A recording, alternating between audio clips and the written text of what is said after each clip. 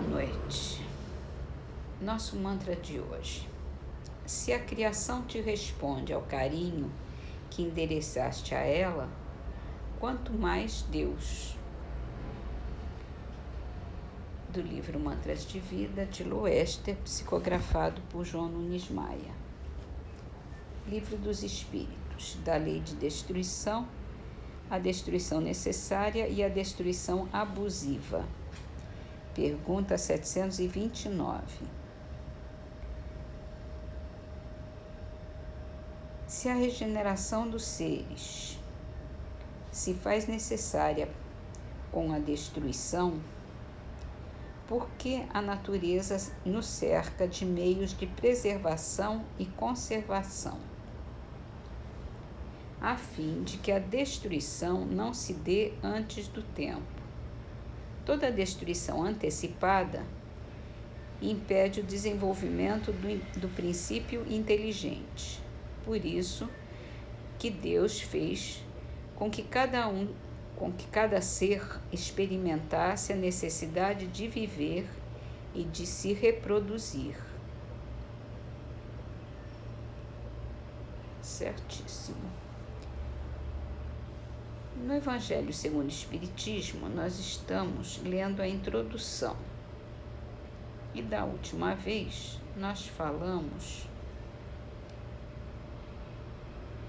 que a força do Espiritismo reside na universalidade do ensino dos Espíritos. E continuamos. Não é essa, porém, a única vantagem que lhe decorre da sua excepcional posição.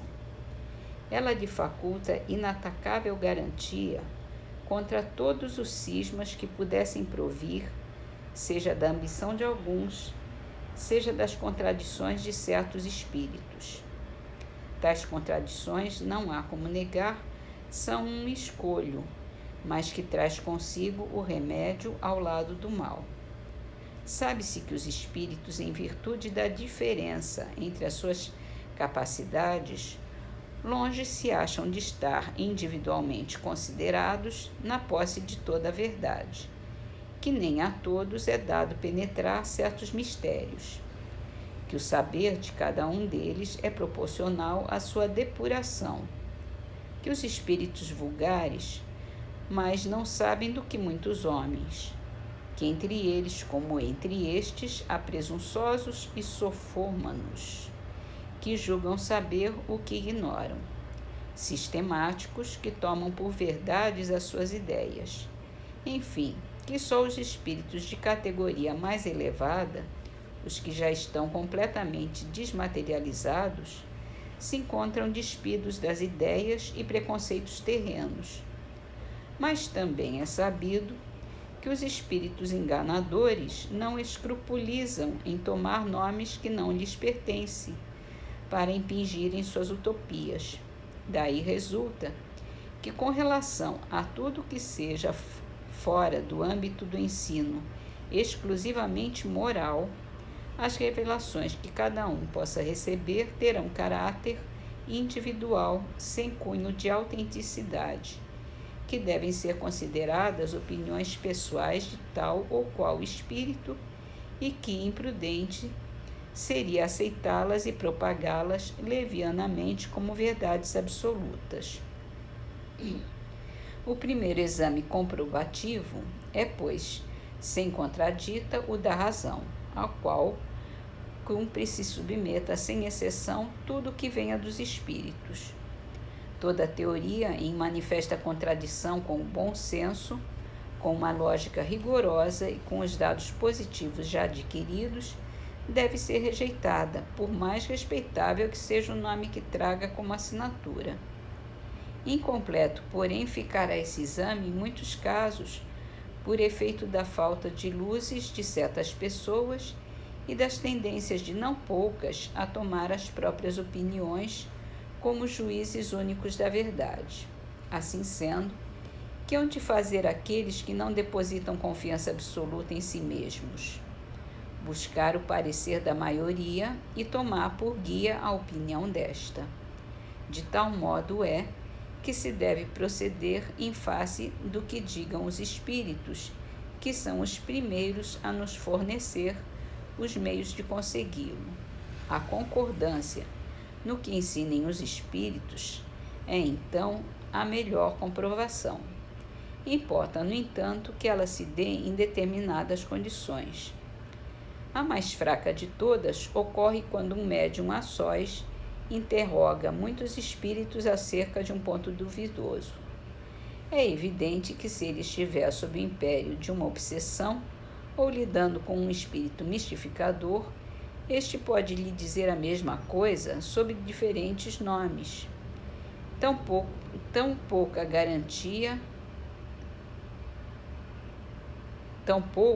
garantia alguma suficiente haverá na conformidade que apresente o que se possa obter por diversos médiuns, num mesmo centro, porque podem estar todos sob a mesma influência. Uma só garantia séria existe para o ensino dos espíritos: a concordância que haja entre as revelações que eles façam espontaneamente, servindo-se de grande número de médiuns estranhos uns aos outros e em vários lugares. Bem se vê que não se trata aqui das comunicações referentes a interesses secundários, mas do que respeita aos princípios mesmos da doutrina. A existência prova que, quando um princípio novo tem de ser enunciado, isso se dá espontaneamente em diversos pontos, ao mesmo tempo e de modo idêntico, se não quanto à forma, quanto ao fundo.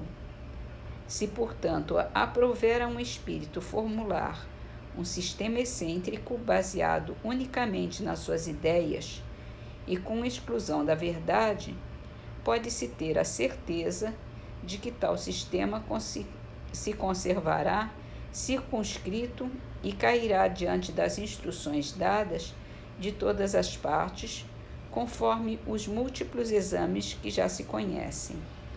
Foi essa unanimidade que pôs por terra todos os sistemas parciais que surgiram na origem do Espiritismo, quando cada um explicava à sua maneira os fenômenos e, antes que se conhecessem, as leis que regem as relações entre o mundo visível e o mundo invisível. Essa a base em que nos apoiamos quando formulamos um princípio da doutrina. Não é porque esteja de acordo com as nossas ideias que o temos por verdadeiro. Não nos arvoramos absolutamente em árbitro supremo da verdade e a ninguém dizemos: creiam em tal coisa porque somos nós que estamos dizendo. A nossa opinião não passa aos nossos próprios olhos de uma opinião pessoal, que pode ser verdadeira ou falsa, visto não nos considerarmos mais infalíveis do que qualquer outro. Também não é porque um princípio nos foi ensinado que para nós ele exprime a verdade, mas porque recebeu a sanção da concordância.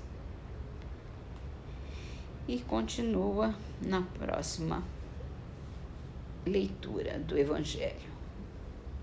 Agora vamos ler umas trovinhas do livro Trovadores do Além,